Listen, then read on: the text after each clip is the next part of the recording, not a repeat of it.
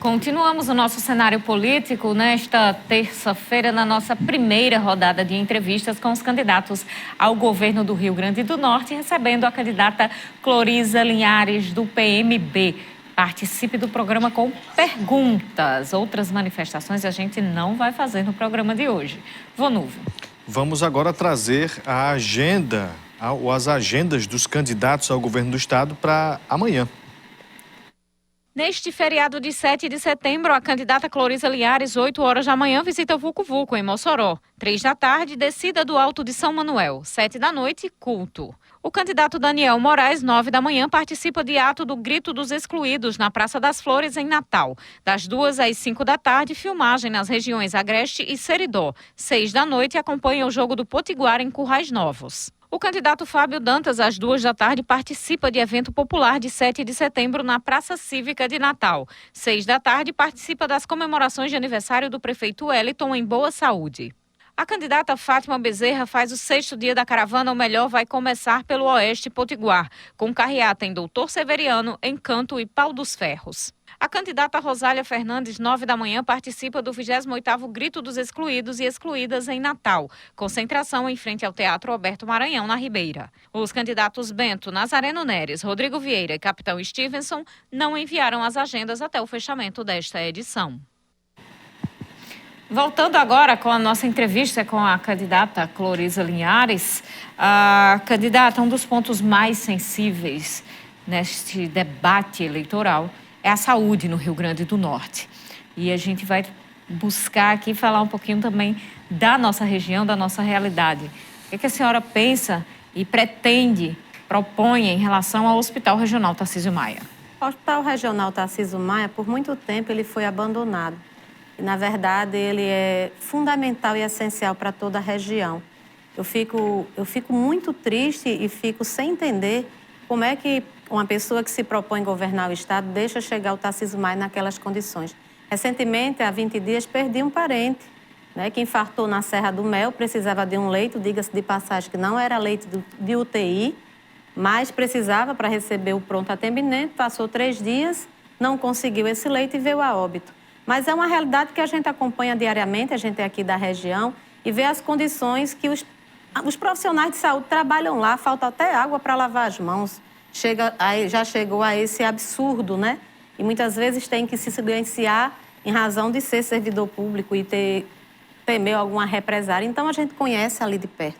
É preciso que a gente equipe os regionais, a gente possa trazer gestões técnicas que possam gerir, né, diante das dificuldades. Principalmente o primeiro ano vai ser um ano mais difícil, é colocar a ordem na casa, reduzir os custos para começar assim, começar a administrar para que a gente possa ampliar e melhorar o serviço.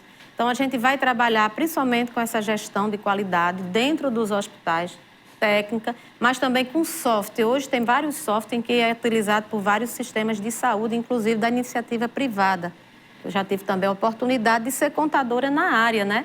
E a gente percebe que é possível, não tem nenhum absurdo. Se a gente evitar o desperdício, se a gente evitar ocupar cargos por favores, né? E sim por qualificação técnica, a gente começa a ter resultados. Mas, além disso, saúde pública ela começa, assim como grande parte de todos os outros problemas que a gente tem, com políticas preventivas. Se vocês observarem meu plano de governo, cerca de 70% do plano é políticas preventivas. Hoje, o maior índice, né, que levam a quadros de agravamento ou morte está ligado ao tabagismo, está ligado ao diabetes, está ligado ao alcoolismo e a forma como as pessoas se alimentam. Então, a partir do momento que você consegue uma política mais eficaz de forma preventiva, você evita que esses leitos sejam ocupados por complicações futuras, que acaba saindo mais caro. E, para isso, a gente tem um exemplo de James Heckman, que é um economista que ganhou o Nobel em Economia em 2000, ou seja, faz 22 anos que ele já fala para o mundo todo. Alguns países já adotaram e já utilizam isso como política pública. No Brasil, eu posso citar como exemplo a política do Criança Feliz, que é investir na primeira infância, que vai desde a gravidez até 6 anos de idade. Quando você investe na primeira infância, consequentemente, você tem uma sociedade mais saudável, mais educada, menos violenta. A adolescência, a gravidez na adolescência também são números mínimos, mais produtiva porque eles desenvolvem mais intelectualmente. E consequentemente, são políticas aplicadas em países desenvolvidos. Então, a gente vai trazer isso como base e como trabalho dia a dia dentro do nosso plano de governo e da nossa realidade de gestão. Candidata, a gente tem visto muitas pesquisas sendo divulgadas, pesquisas eleitorais. Nestes levantamentos, a senhora não aparece entre os três, não estaria num possível segundo turno. A senhora pontua de 1% a 2%. Como é que a senhora vê a participação da senhora na política sem, segundo as pesquisas, avançar nessa pontuação? Bonúvio, Cloriza Linhares é um nome que não faz parte da política. Não tem sobrenome tradicional. Não sou carreirista política. As pessoas reclamam do novo, do diferente. Cloriza é tudo isso. Cloriza é uma mulher capacitada, a mais capacitada. Nunca se teve uma candidata tão capacitada para gerir o estado do Rio Grande do Norte como Cloriza Linhares. Eu não estou falando de formação acadêmica, eu estou falando de experiência prática, de vida. E Cloriza Linhares, ela chega de um meio de quê? De trabalhadores. Cloriza não faz parte do meio político.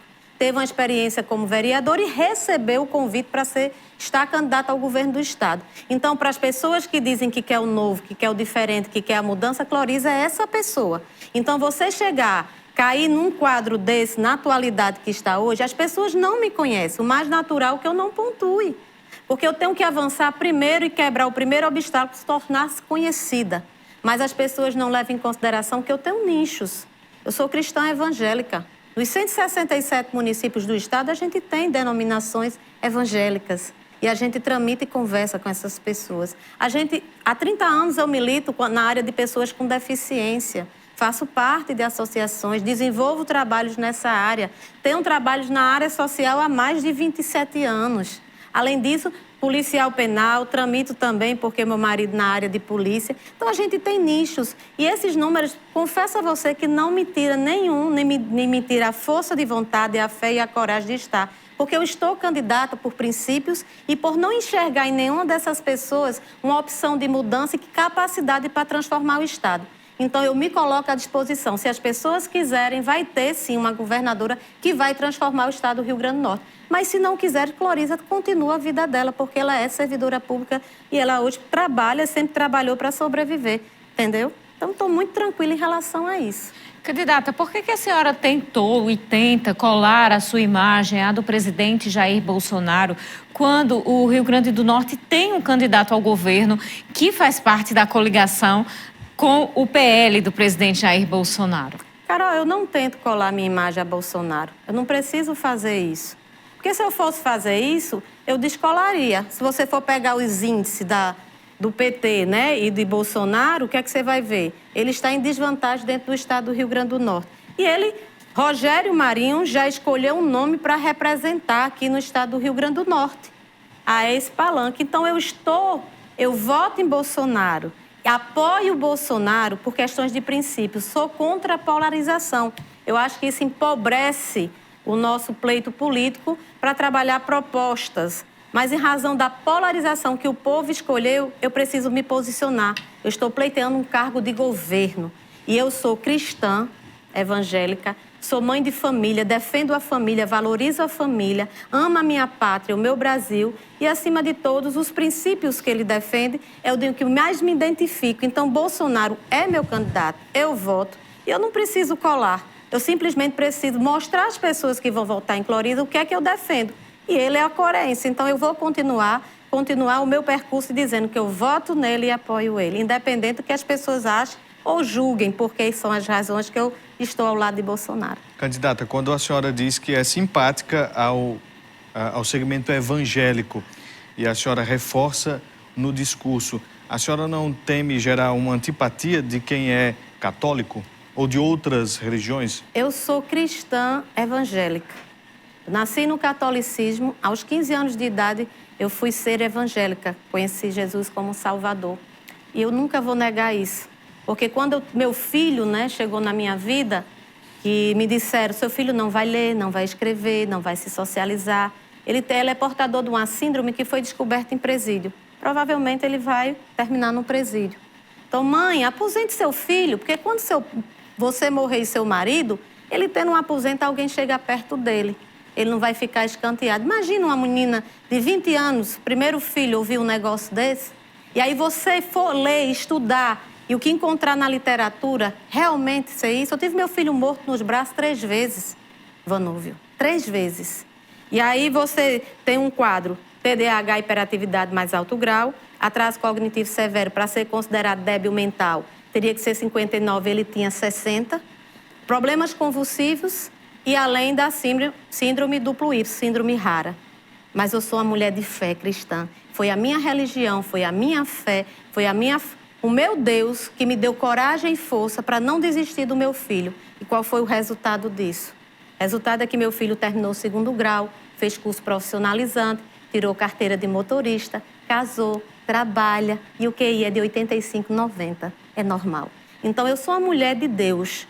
E o fato de ser cristão, independente de qual a placa, para mim não altera. Eu vou para a missa, eu vou para centro espírita. Eu tenho uma filha que é espírita.